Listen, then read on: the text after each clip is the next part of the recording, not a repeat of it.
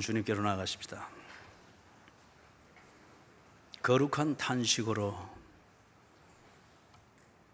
사람을 찾으시며 사람과 세상을 위한 복음을 계시하시는 아버지의 마음을 알게 해 주시옵소서.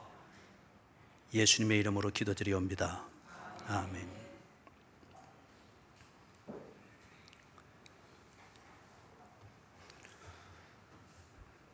우리가 사는 세상에는 선과 악이 공존합니다. 선 그 자체가 또는 악 그 자체가 존재의 기원이거나 그런 것은 아닙니다. 사람이 사는 내용이 선을 만들고 사람이 사는 내용이 악이라고 하는 이 개념을 만들게 되는 걸 봅니다. 선과 악이 공존하지만은 선이 많고 강할 때에는 공존하는 악을 통제할 수 있습니다. 그래서 악을 보는 것이 유감이지만은 그 악에 의해서 개인이 그렇고 가정이 그렇고 세상이 큰 영향을 받거나 그런 것은 아닐 겁니다.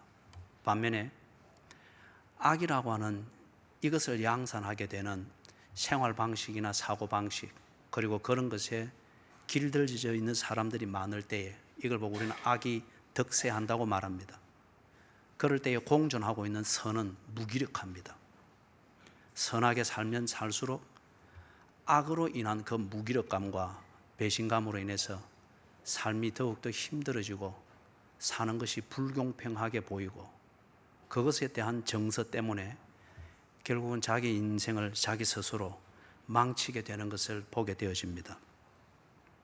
악이 득세하게 된다고 하는 것의 그 절정의 모습은 악이 인정이 되어지고 그 다음에 그것이 행복을 만드는 수단으로 받아들여진다고 하는 이게 악이 득세하고 있는 현실을 보여주는 절정입니다.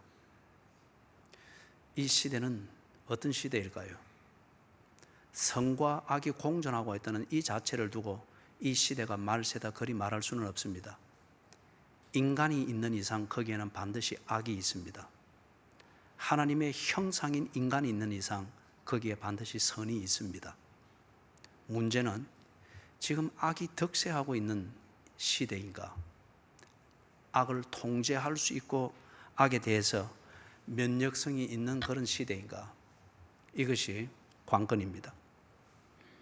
하나님께서 이사야라는 선지자를 통하여서 사람을 찾고 있습니다. 내가 누구를 보내며 누가 우리를 위하여 갈고, 하나님의 이 마음을 10분 헤아리며 그것에 대해서 올바른 응답을 위하여서 3주간 집중하여 하나님께 물었습니다. 특별 새벽 기도였습니다. 하나님께서 어째서 이렇게 탄식하며 사람을 찾지 못해서 그렇게 그 시대를 향하여서, 거기다가 선지자인 이사야인데 이 선지자 이사야에게 정말 하나님의 마음이 무언가, 그것은 사람이 없어서 사람을 찾고 있는 하나님의 이 마음을 전해주었고 이사야로 하여금 그 시대에 그것을 또한 말하게 했습니다. 선지자인데 사람이 없어서 사람을 찾는 하나님의 이 말씀을 들어야 한다고 하는 이게 모순이지 않습니까? 하나님께서 이렇게 사람을 찾아야 되고 그리고 시급성을 나타낼 수밖에 없었던 것은 이사야 선지자 시대의 전후 사정이 그러했기 때문에 그렇습니다. 그 시대의 여호와의 신앙은 종교로 전락해 버렸습니다. 종교는 자기 중심성입니다. 그리고 자기의 감정입니다. 자신의 필요가 종교 생활의 목적입니다. 여호와의 신앙이라고 말하는데 그들의 말하는 소위 신앙생활에 하나님이 없습니다. 하나님의 마음을 헤아림이 없습니다. 하나님을 염두에 둔, 이걸 보고 우리는 경외함이라고 합니다. 그게 없습니다. 시쳇말로 말해서 잘 묵고 잘 살기 위하여서 여호와의 신앙의 껍데기를 울고 먹으면서 열심히 종교 생활을 하고 있는 현실이 되어버렸습니다.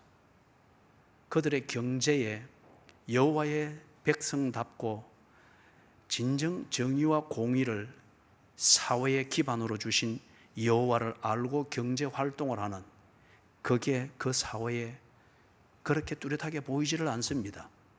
소수의 사람들이 그리 있겠으나 불의한 이 경제 활동이, 악이 득세하듯 불의한 경제 활동이 그 사회를 지배하고 있습니다. 부익부, 빈익빈, 이 구도가 첨예하게 갈라져 있습니다. 뇌물과 착취는 부를 모으는 수단으로 통해버렸습니다. 그러다 보니까 사회 정의가 타락했습니다. 이사야와 같은 시대에, 거의 비슷한 시대에 이 선지자 활동을 했던 미가서를 보고 아모스서를 보고 호세아서를 보면은 이 부분에 대해서 통렬하게 통탄을 하고 있습니다. 그 시대의 문화는 술과 오락의 도구로서 전락해버린 성, 이게 만연했습니다. 그러다 보니까 술 취해서 했다고 하면은 그게 범죄가 되지 않았습니다. 서로 즐거우면은 그것은 행복의 도구지 않느냐 하는 식으로서 성이 하나의 게임이 되었고 도구화 되어버렸습니다. 그러다 보니 그 시대의 문화는 향락과 게으름의 상징이었습니다.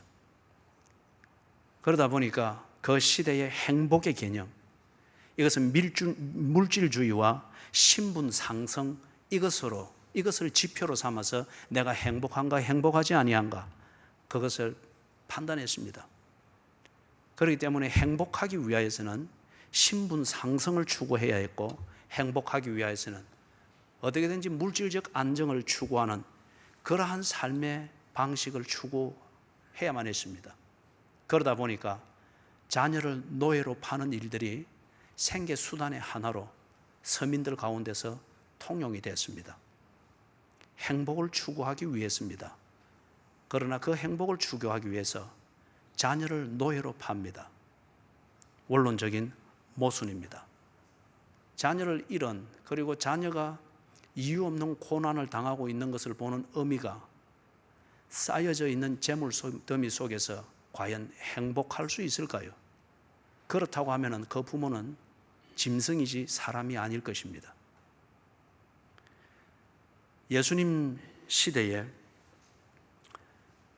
역시 예수님께서 사람을 찾으셨습니다. 너희는 가서 모든 족속으로 제자를 삼아 아버지와 아들과 성령의 이름으로 세례를 주라고 했습니다. 사람을 찾습니다. 사람을 찾는데 그 시대가 어떤 상황이었길래 예수님께서 그렇게 절박하게 사람을 찾는 3년간의 그 삶을 사셨을까요? 그 시대는 하나님이 보내신 자를 죽이는, 이것이 정당화되어지고 그것이 신앙이 되어지는 신학이 지배하는 그러한 소위 말해서 신앙생활이었습니다. 하나님이 보낸 선지자를 죽였고, 그게 그들의 귀를 부담스럽게 만들고 그들의 원하는 것을 가로막는 것이기 때문에 하나님이 보내신 자라고 하는 이것의 의미는 없었습니다.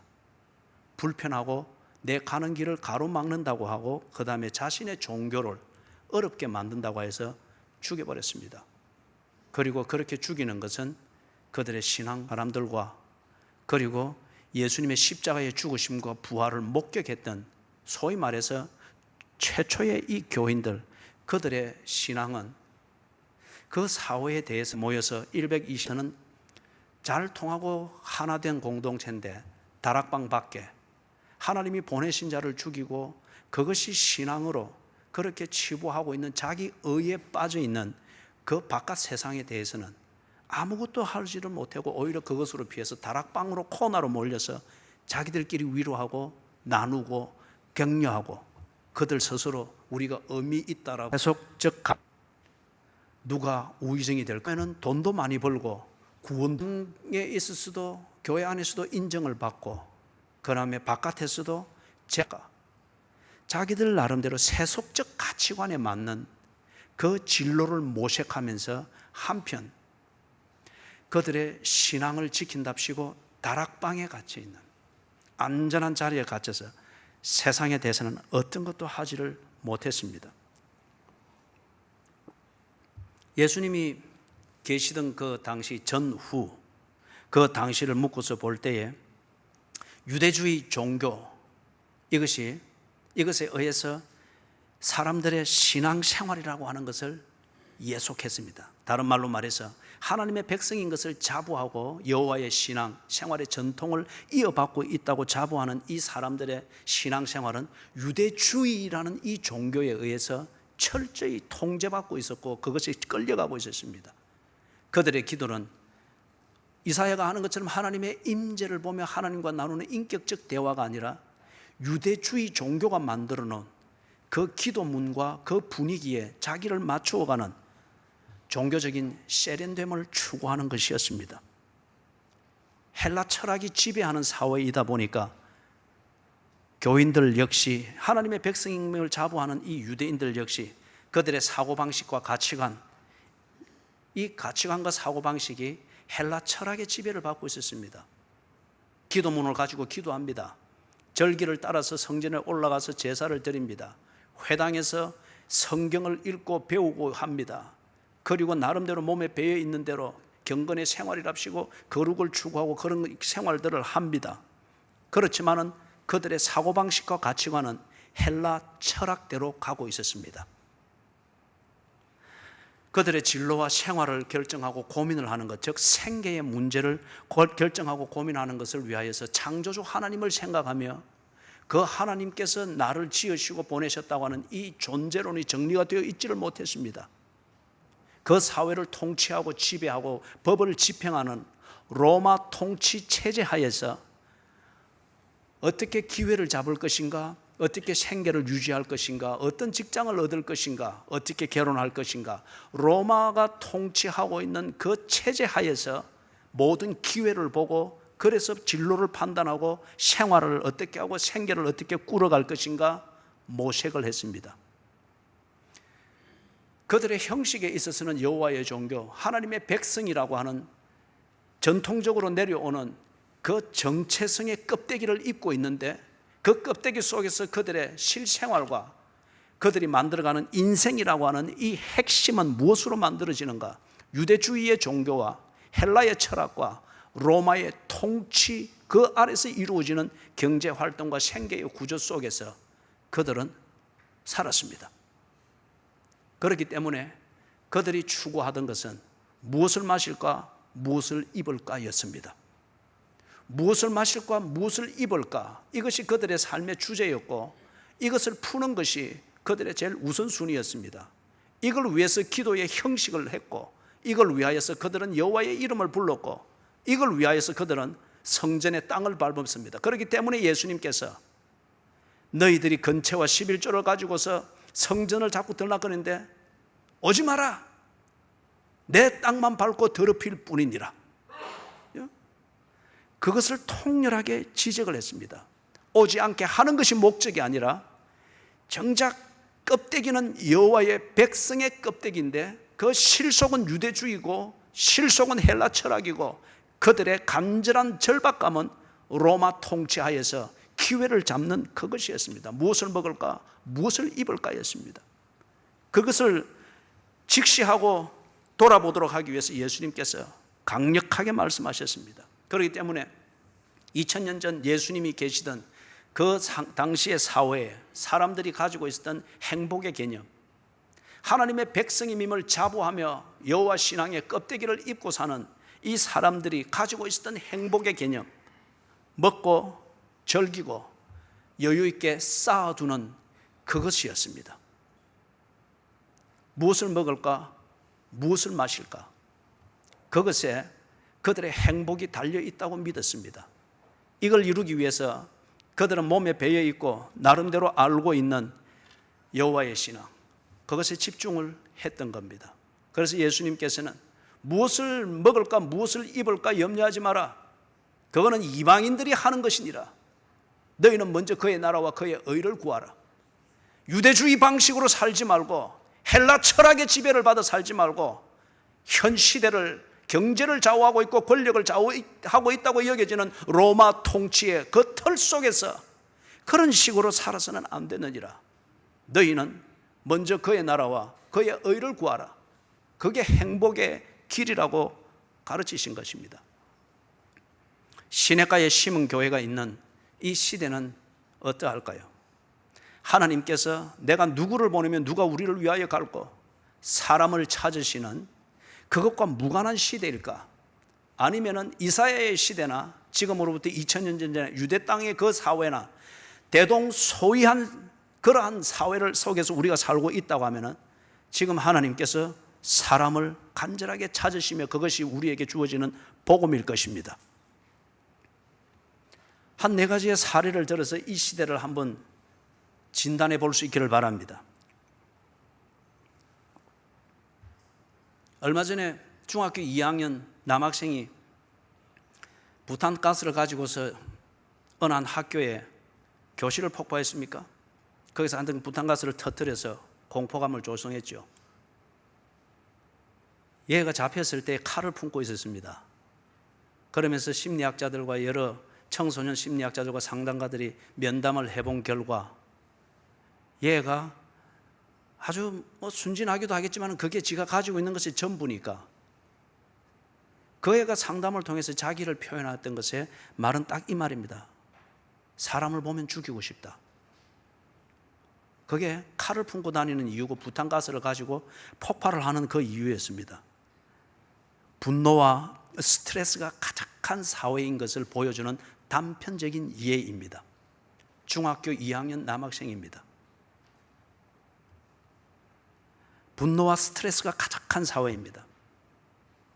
그리고 더 최근에는 30대 주부가 5살 배기 아들을 욕조에 넣어서 입을 털어막은 채 물속에서 죽였죠.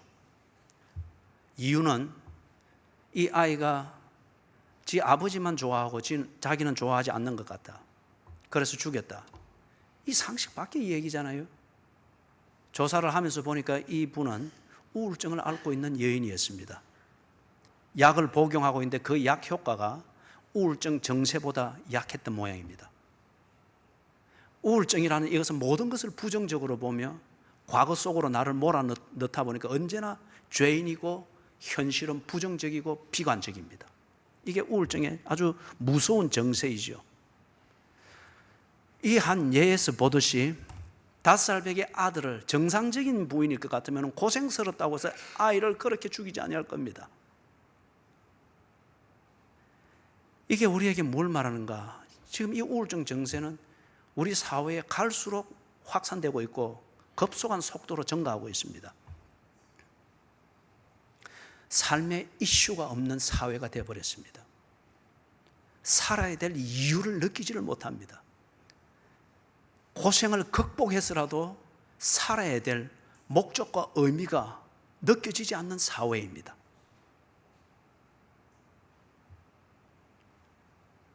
노인 자살률 1위라고 합니다. OECD 국가 중에서 노인 자살률 1위라고 합니다. 왜 노인들이 이렇게 자살을 할까요? 이제 이 자살률은 더 심각해질 겁니다. 왜냐하면 베이비 부머 그 시대의 주축들이 지금 노인 인구로 진입하기 때문에 그렇습니다. 베이비 부머들, 이 베이비 부머 시대 때에 났던 6.25 전쟁 이후로부터 해가지고 산업화가 성공되어지는 그때까지 그 기간에 났던 그 세대들 말이에요. 이 세대들은 돌볼 수 있는 자녀들이 적습니다. 그때 산하 제한 정책을 우리나라가 썼죠. 2명만 낳아 잘 기르자. 나중에는 그것도 많다 해서 1명만 낳아 잘 기르자. 아들, 딸 구별 말고 1명만 낳아 잘 기르자. 그렇기 때문에 이 베이비 부머 세대에 이 사람들이 산업화 시대, 민주화 시대, 온갖 고생 다 하고 이제는 노인 시대로 들어가는데 그들을 돌볼 자녀가 숫자적으로도 부족하지만은 이미 부모 경시 풍조는 위험 수위에 달해 있습니다. 반면에 베이비 부머 시대에 났던 그 세대들의 노인 인구는 급증할 겁니다. 그들이 노인 세대로 들어가면서. 그렇기 때문에 노인 자살률은 1위가 아니라 슈퍼 1위가 될 것입니다. 왜 그런가? 노인 자살률 1위라고 하는 것, 이분들이 정말 자식들을 위해서, 이 사회를 위해서, 격동기에 이 나라를 위하여서 모든 것을 다 바쳤습니다. 그런데 그들이 노인이 되어서 인생의 의미를 새겨보아야 될 그때에 아무것도 없습니다. 국가가 그들을 배신했다고 하는 것도 힘들지만은 자식이 그들을 배신했다고 하는 것은 견딜 수가 없습니다. 그렇다고 해서 그 자식들과 싸울 일도 아닙니다. 노인 자살률 1위라는 이것이 우리에게 생각하도록 만드는 우리 시대의 현실은 뭐냐? 배신감과 절망감이 큰 사회입니다. 열심히 사는 사회이고 뭔가를 추구하는 사회인 것 같으나, 그러나 우리의 이 현실과 삶의 구조와 삶에 집착되어 있는 우리의 사고방식이 우리가 남기고 있는 족적에는 배신감과 절망감을 켜켜이 쌓이도록 만들고 있다는 겁니다. 우리는 앞을 보며 가면서 그것을 못 볼 뿐이지, 앞을 보며 가면서 열정적으로 살고 그 다음에 우리가 남겨놓는 재와 같고 찌꺼기와 같은 것은 보람과 어떤 위로와 격려가 아니라 배신감과 절망감입니다. 이 배신감과 절망감으로 견딜 수 없는 늙어버린 우리의 부모들이 자살로서 마감을 합니다.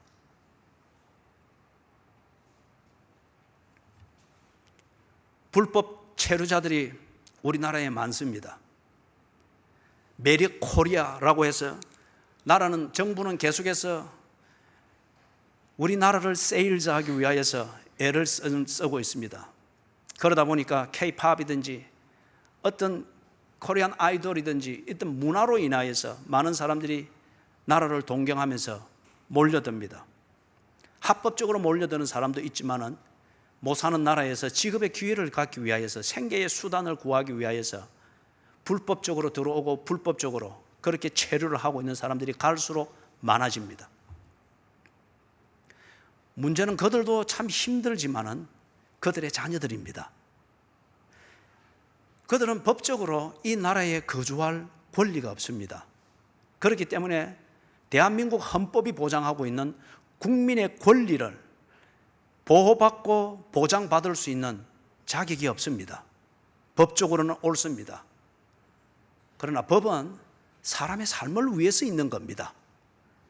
그런데 지금 모순된 것은 이 법에 의해서 2만여 명의 불법 체류자의 자녀들이 교육을 받지 못하고 있습니다.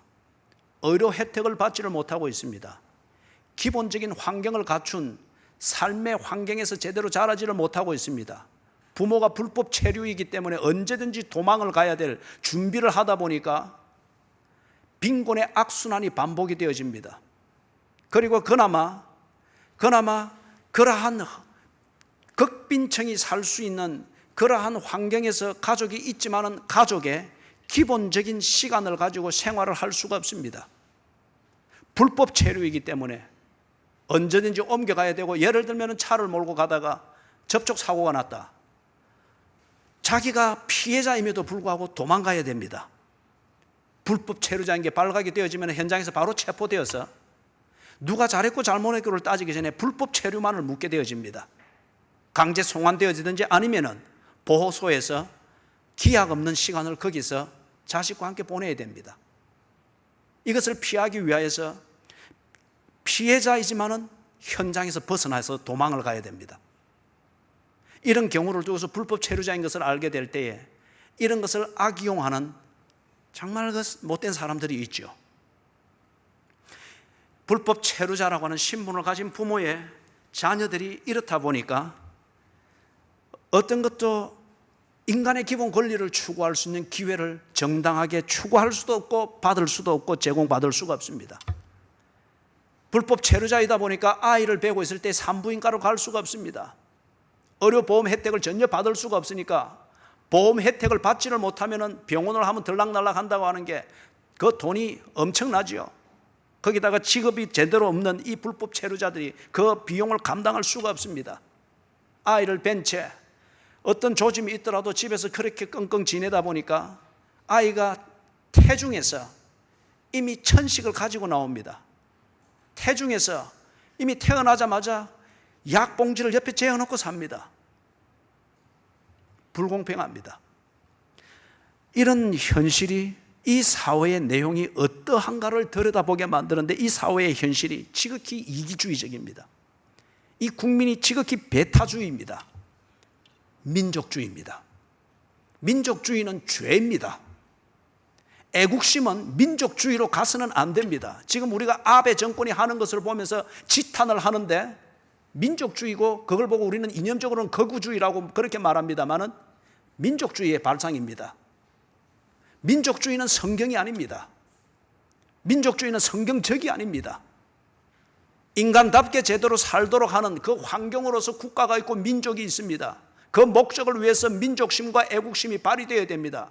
그러나 이 민족주의가 우리와 아닌 다른 것, 우리와 다른 모든 것에 대해서는 배타적이 되어지고 그것에 대해서 멸시를 하게 되어지고 그들의 기회를 착취하는 그 근거로 삼는다고 하면은 이 민족은 하나님께 벌을 받아 마땅합니다.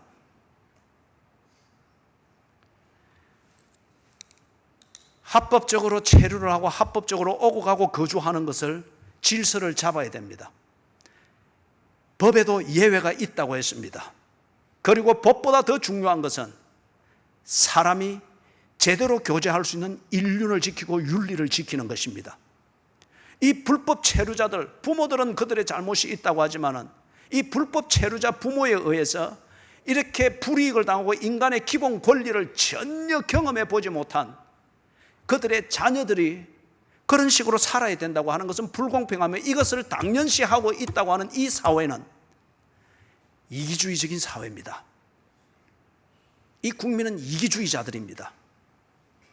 배타주의만큼 비겁한 사람이 없습니다. 나하고 다른 것은 다 틀렸다고 말하면서 내가 누리는 권리를 도무지 나누지 아니하려고 하는 것, 이 배타주의만큼 비겁하고 옹졸한 사람이 없습니다. 민족주의는 애국심이 아닙니다. 어설픈 민족주의, 이것은 일종의 자기 욕심을 챙기고자 하는 그러한 이념적 울타리에 지나지 않죠. 이 사회가 이기주의와 배타주의와 민족주의라는 이것으로 기득권자의 유익과 안전을 추구하는, 정말 이사야 시대 때에 통렬하게 지적했던 그것과 다를 바 없는 내용으로 익어가고 있습니다. 마지막 한 가지를 더 예를 들면은 이 나라에 지금 독신 인구가 증가하고 있습니다. 독신자들 자체가 잘못됐다고 말할 수는 없습니다. 그러나 그것이 사는 방식이라고 일반화시킨다고 하면은 독신주의는 잘못입니다. 독신으로 살 수 있습니다. 그러나 다 그렇게 살아야 되고 그것이 행복의 길이라고 하면서 보편화시키려고 하는 그 강요가 있고 그러한 시도가 있고 그게 있다고 하면 그것은 사회를 오도하는 것입니다. 당신이 독신으로 사는 자유가 있듯이 가정을 세우는 이 고생을 할 자유가 있습니다. 이 사회는 둘 다 필요한 요소입니다. 독선주의가 그런데 갈수록 증가를 하고 있고 사회가 많아지게 되는 그런 시점에 있는 것을 볼 수 있습니다. 이 현상은 독신이라고 하는 것, 홀로 산다고 하는 이것이 새로운 생활 스타일이고 행복을 가져다 주는데 아주 효과적인 생활 스타일인 것으로서 확산되어지고 있고 이것이 받아들여지고 있다는 분위기를 반증하는 것입니다. 얼마 전에 랜덜 가정을 방문해서 여러 가지 얘기도 나누고 피자집에서 신방을 마치고 난 다음에 걸어서 집으로 돌아오는 길에 한 9시경 되었습니다. 밤 9시쯤 됐는데 거기에 보니까 말쑥하게 차려입은 한 아가씨가 막 옆에 있는 남자들을 걷어차기도 하고 끌기도 하고 막 혼자 지금 어떻게 보면 분위기를 다 살리고 있는 거예요. 그러니까 또 옆에 있던 다른 한 그 젊은 사람이 딱 도망가고, 그런 관점에서 볼 때는 이 아가씨는 지금 놀이개가 되고 있는 거예요. 왜 그런가 싶어서 더 가까이 가면서 한 번 더 예주시에서 보니까 이 아가씨가 다음 길을 업 시키는 그런 것인데, 그런데 그 취기 어린 행동이 정말 깨어났을 때에 그 아가씨가 자기의 한 행동을 기억한다고 하면은, 두 번째 예는 어제 라디오를 듣는 가운데 거기서 한 분이 편지를 보냈습니다. 그 라디오 프로그램으로 보냈는데 한 아주머니가 나의 이름을 가지고 한 여자로서 살고 싶다. 누구누구의 엄마로서, 누구누구의 아내로서 구속되어서 사는 것처럼 자기는 지금 여기고 있는 거예요. 자기의 이름대로 한 여자로서 살고 싶다.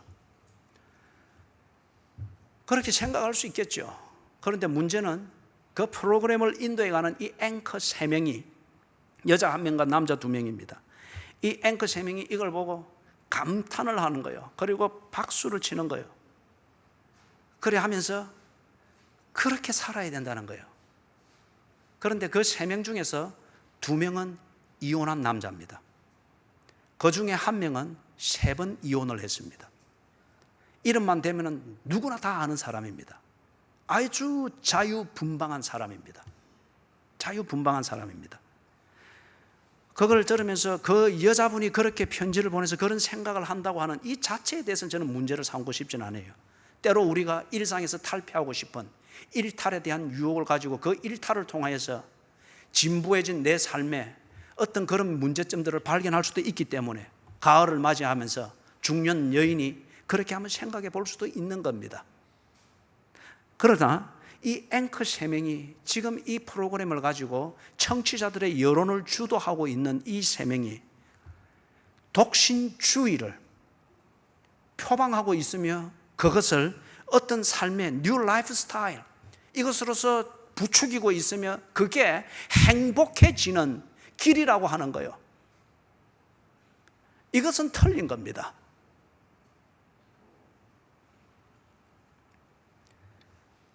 앵커 3명 중에 그 2명의 남자가 그렇게 이혼하고 그 자신의 독신과 자기가 하고 싶은 삶을 살기 위해서 그렇게 이혼하고 그 사람 이름만 대면 알아요.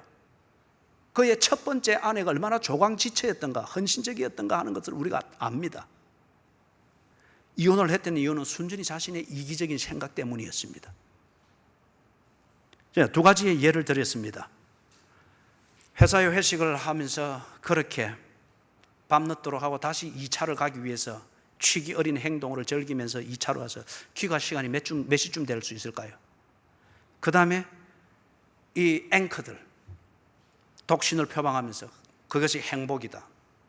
자, 여러분, 이런 생활을 하는 것을 통해서 이 세대가 말하고 있는 행복, 그리고 자기가 믿고 있는 행복이라고 하는 것을 이룰 수 있다라고 믿고 있는 것 같으면 이들에게는 독신이 맞습니다. 결혼은 잘못된 생활입니다. 가정을 꾸린다고 하는 더더구나 잘못됐습니다.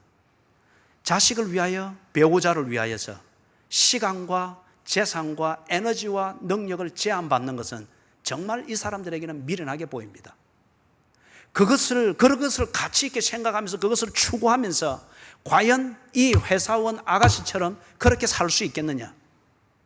과연 그것이 행복이란 말하는 그것을 인정하고 그 가치를 추구하는 삶을 삶에도 불구하고 이 앵커들이 말하던 이런 삶을 독신주의를 표방하는 이런 삶을 살 수 있겠느냐? 아니에요.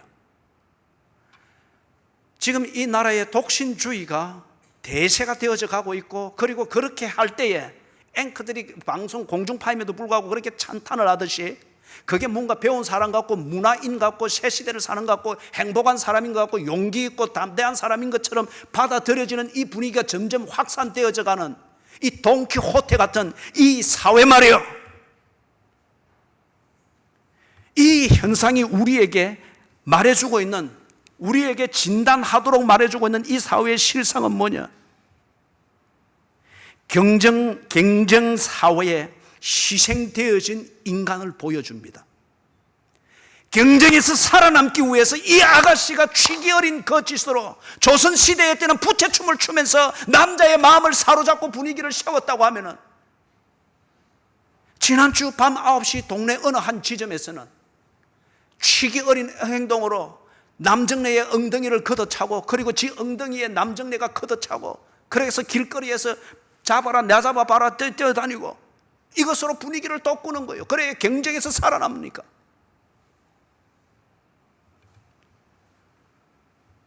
그리고 그 앵커들처럼 이런 것이 부추기고 이런 분위기가 확산이 되어져야 자기가 하고 싶은 대로 이혼도 하고 또 하고 싶은 대로 지 타입에 맞는 여자와 또 결혼하고 연애하듯이 살다가 또 실증나면 또 깨어버리고 그렇게 할 때에 나는 자유롭게 살았다라고 말할 수 있는 자기가 못된 사람이나 비도덕적이거나 이기주의가 아니라 자기중심적인 사람이 아니라 이런 독신주의가 보편화되어져야 선구자적 삶을 사는 사람인 것처럼 문화의 전도사인 것처럼 보여질 수 있는 거예요.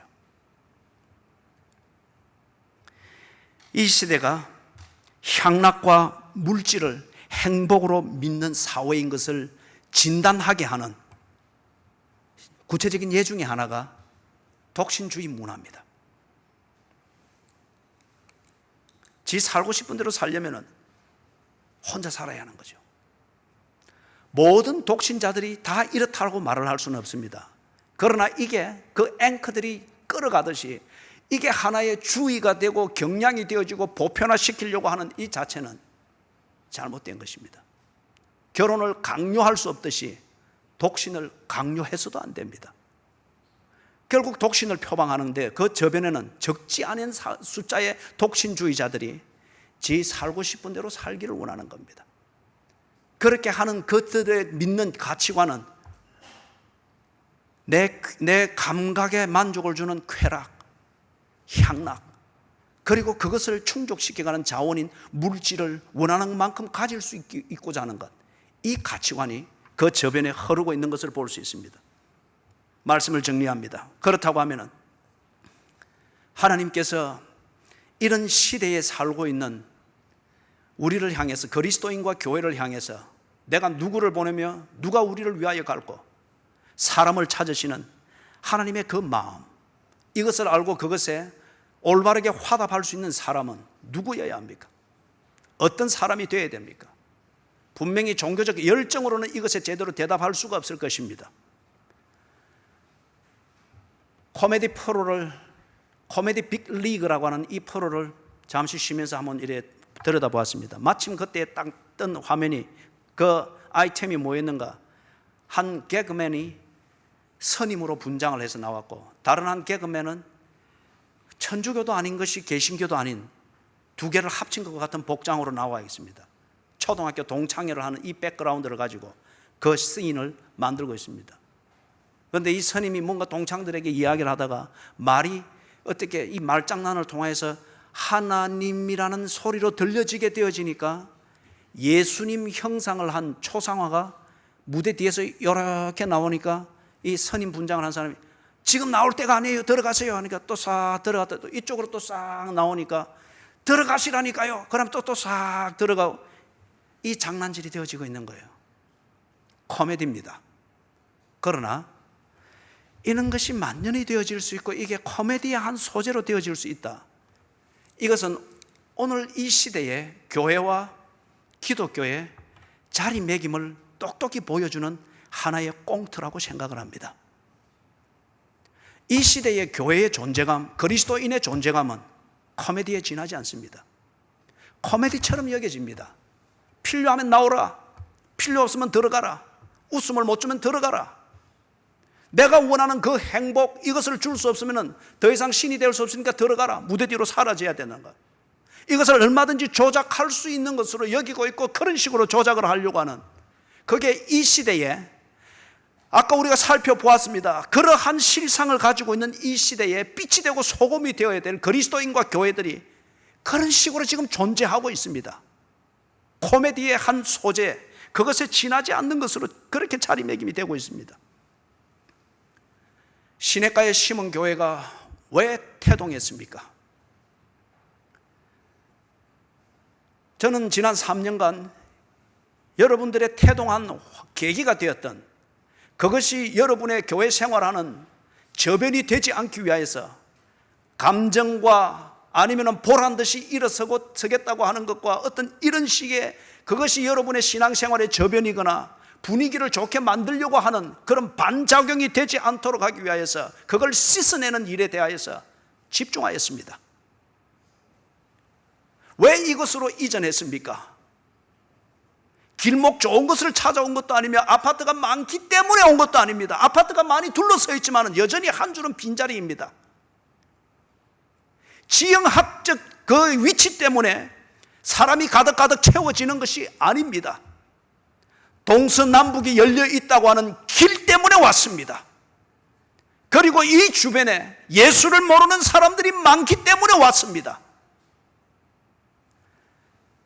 여기 길목이 좋은 곳에서 좀 더 중산층의 사람들을 모아서 분위기 좋고 밥 먹을 기회 많고 오면은 그저 내가 무슨 짓을 했든 상관없이 위로받고 좋은 말 듣고, 그래서 뭐 코미디 한 편 보고 웃듯이 웃고 나가고, 그러나 현실에 가서는 비겁할 수밖에 없고 이기주의로 살 수밖에 없는, 이런 걸 위하여서 종교적 마취죄를 맞는 주사 장소로서 이곳에 온 것이 아니다 이거죠. 주의 일을 하기 위해서 왔습니다. 사방이 열려있는 곳에서 주께서 부르시는 소리를 막힘이 없이 듣기 위해서 왔습니다. 그리고 그 부름을 듣고 막힘이 없이 한쪽 길이 막혔다는 것을 핑계 삼아 열려있는 새 길로 나아가기를 멈추고 다락방에만 갇혀서 게임만 하고 있는 그런 핑계거리를 없애기 위하여서 사방이 열려있는 곳으로 왔습니다.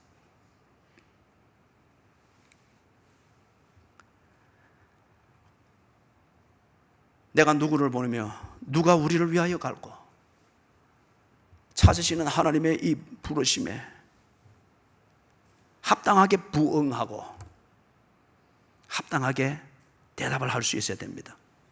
그래서 이 교회가, 그리고 이 교회의 현실적 주체인 여러분들이, 우리가 사회를 진단했지 않습니까? 삶의 이슈와 의미를 잃어버린 이 사회에 삶의 의미와 이슈를 제시해 주어야 됩니다. 분노와 스트레스를 해소하지 못하고 있는 이 사회에 수고하고 무거운 짐진 자를 부르시는 예수를 보여주어야 됩니다. 이기주의와 배타주의와 민족주의, 이 울타리 속에서 옹졸하게 그렇게 몰락해 가고 있는 이 사회에 우주의 하나님을 보여줘야 됩니다. 민족주의가 아니라 예수 그리스도의 구원, 만인을 위한 이 복음을 선포해 줘야 됩니다. 향락적 쾌락과 물질주의, 이 양을 가지고서 안도감을 찾으려고 하는 이것의 행복이라고 여기고 있는 이 사회에 관계와 교제가 행복의 관건인 것을 가르쳐 줘야 됩니다. 그리고 보여줘야 됩니다. 하나님과 관계를 맺는 것, 그리고 그 하나님과 어떤 교제의 내용을 가지느냐, 이것이 인간의 행복의 관건인 것을 보여줘야 되고 선포해야 됩니다. 그리고 가르쳐야 됩니다. 이 사명을 위하여서 누가 하나님의 부르심, 소명에 합당하게 응답할 수 있습니까? 오늘 우리가 읽은 본문의 앞부분에 보니까 이사야가 하나님의 임재를 똑똑히 경험합니다. 그래서 더 이상 하나님의 존재와 임재에 대해서 막연하지 않습니다. 하나님을 예배하는 것을 똑똑히 경험합니다. 그래서 하나님을 예배하는 이게 교제가 되어집니다. 인격적 교제가 되어집니다. 그리고 진실로 자기가 선지자이기 때문에 다 괜찮은 줄 알았는데 자기 의에 빠져 있었습니다. 밟힌 숯불, 훨훨 타는 숯불로서 하나님이 그 사자를 시켜 쥐져주니까 드디어 거룩해졌습니다. 정말 하나님을 말할 수 있고, 앞에서 말했던 부패한 그 사회를 향하여서 하나님을 말할 수 있고 하나님의 마음을 말할 수 있는 진정한 의로 거룩하게 거듭나지게 되는 것을 보게 됩니다. 하나님의 임재를 생생하게 경험해야 됩니다. 그래야만이 하나님을 막연하게 말하지 않습니다. 하나님을 예배하는 것을 경험해야 됩니다. 오늘 왜 이 사회가 기독교를 예수 그리스도의 형상을 그린 초상화를 가지고 코미디를 만드느냐 말이에요. 오늘 그리스도인들이 코미디처럼 살기 때문에 그런 거잖아요. 장난처럼 예배 드리니까 그렇지 않습니까? 예배 시간이 되었음에도 불구하고, 주일이 되었음에도 불구하고 기독교를 조롱하는 그 사회와 내가 몸담고 있는 직장이나 경쟁 구도에서 오늘은 이것 하는 게 좋지 않을까? 오늘은 이런 산행이 좋지 않을까? 기꺼이 예배를 저버립니다. 기꺼이 주의를 저버립니다. 기꺼이 그리스도인의 삶의 가치를 저버립니다. 그 코미디 같은, 당신의 그 코미디 같고 장난 같은 그 예배를 보면서 이 사회가 왜 예수를 믿어야 될 이유를 깨닫게 될까요? 코미디는 TV를 통해서 보는 게 더 재밌는데, 하나님의 나타나심, 그분을 향한 예배, 목숨을 거는 예배, 그 예배 앞에서 부들부들 떨림이 있는 하나님의 임재를 구체적으로 경험할 때 우리는 부들부들 떨 수밖에 없어요. 이 예배가 경험이 되어져야 됩니다. 그리고 거듭나야 됩니다. 거듭나야 됩니다. 제단의 숯불로 그 입술을 지져주듯이 하나님을 말할 수 있고 그리스도인의 가치를 말할 수 있고 기독교의 신앙생활을, 이 가치를 말할 수 있는 입으로 거듭이 나야 됩니다. 그래서 결론적으로 6장에서 볼 때 이런 사람이 주의 부르심에, 그 소명에 화답할 수 있다고 하는 것 같으면 우리가 특세 첫째 주간에 이런 류의 신앙으로는 안 됩니다 하면서 한 주간을 살폈습니다. 그것을 통해서 정리해 보면 간단하게 답이 나옵니다. 낭망치 말고 기도하는 믿음이 있는 사람이 지금 내가 누구를 보내며 누가 우리를 위하여 갈고, 이 소명에 화답해야 합니다. 낭망치 않고 항상 기도할 수 있는 사람, 다시 말해서 이때 기도는 종교적 의식이 아니라 하나님께 묻고 하나님께 들으며 하나님과 대화하며 고민을 만들어가며 결정을 만들어가는 이 하나님과의 교제가 있는 이 사람, 낭망치 않아야 됩니다. 적어도 하나님과 교제함에 있어서는. 두 번째, 첫째 주간에 우리가 보았던 것에서 두 번째로 생각해서 예수님의 고뇌를 알고 예수님과 함께하는 사람들이어야 됩니다. 제자들로 알려졌지만은 정말 예수님이 심각한 때에 그들은 잤습니다. 자기들이 원하는 것이 다 채워졌거나 원하는 것을 얻을 수 있는 시간이 아니라고 여겼기 때문에 그들은 넉넉하게 잤습니다. 그러나 예수님은 땀이 땅에 떨어지는 핏방울이 되도록 고뇌하며 몸부림을 쳤습니다. 예수님의 고뇌를 알고 예수님과 함께 하는 사람들이 지금 사람을 찾으시는 하나님의 이 부르심에 화답을 해야 합니다. 마지막 세 번째는 쟁기를 잡고 뒤를 돌아보는 자는 하나님 나라에 합당하지 않다고 했습니다. 예수를 믿는 것이면 분명히 믿으십시다. 예수를 믿는 것에 대해서 문제를 풀 게 있으면 정확하고 분명하고 정직하게 풀도록 하십시다. 여전히 믿을까 말까 계산 중이면 그 자체가 잘못된 것은 아닙니다. 그러나 믿을까 말까 계산 중이면서 그것에 가지고서 기독교를 폄하하고 교회가 어떠느니 신앙이 어떠느니 편안하면 그것은 가증스러운 일입니다. 계산을 하십시오. 예수님도 하라고 했습니다. 믿을 것인가 말 것인가, 예수를 믿어서 내가 무엇을 잃을 것이며 무엇을 얻을 것인가를 계산하라고 했습니다. 그 단계에 있을 때는 그 계산을 정직하게 해서 결론을 얻도록 하십시오. 지금 내가 누구를 보내면 누가 우리를 위하여 갈고, 이것을 위해서 현장에 뛰어들 단계는 아닙니다. 쟁기를 잡고 뒤를 돌아보는 자, 예수를 믿었으면 확실히 믿으십시오. 그리고 뒤를 돌아보지 마십시오. 주께서 부르시는 자들, 그들은 쟁기를 잡고 뒤를 돌아보는 자가 아닙니다. 무엇을 먹을까 무엇을 입을까 이것을 위하여서 예수를 찾는 것이 아닙니다. 너희는 먼저 그의 나라와 그의 의를 구하라고 했습니다. 이것이 예수를 믿는 것이고 하나님께서 부르셨으니 책임진다고 하는 것을 믿는 것 같으면 내가 누구를 보내면 누가 우리를 위하여 갈고, 이 부르심에 화답하여서 교회가 세워졌고 이 부르심에 화답하여서 이곳으로 이전했다고 하는 것 같으면 쟁기를 잡고 뒤를 돌아보아서는 안 됩니다.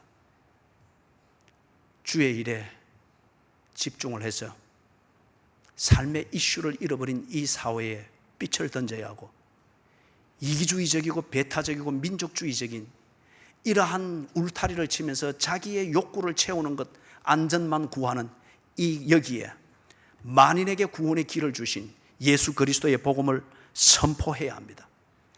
향락과 물질주의가 결코 인간을 행복하게 만들 수 없다고 하는 것을 하나님을 믿는 사람들이 주 안에서 기뻐하는 그 내용 있는 삶을 통하여서 깨닫도록 만들어 주어야 됩니다.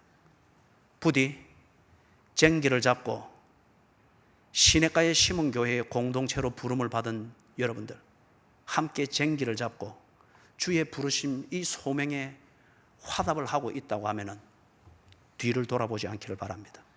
그래서 이 사회를 변화시키고 우리를 부르신 하나님의 기대를 조금이라도 보답하는 그러한 교인들 되기를 주의 이름으로 축원합니다. 아멘. 하나님, 예수 바로 믿고 우리를 구원하시고 부르신 주의 뜻에 화답하게 해 주시옵소서. 이 세대에 가정스러움을 본받지 않게 해주시고 그것에 더하여 신앙의 겉옷을 걸치고 더욱더 가정스러운 예수께서 독사의 자식들이라 지적을 하였던 그 모습이 우리에게 배이지 않도록 우리를 도와주시옵소서. 예수님 이름으로 간절히 기도드리옵나이다. 아멘.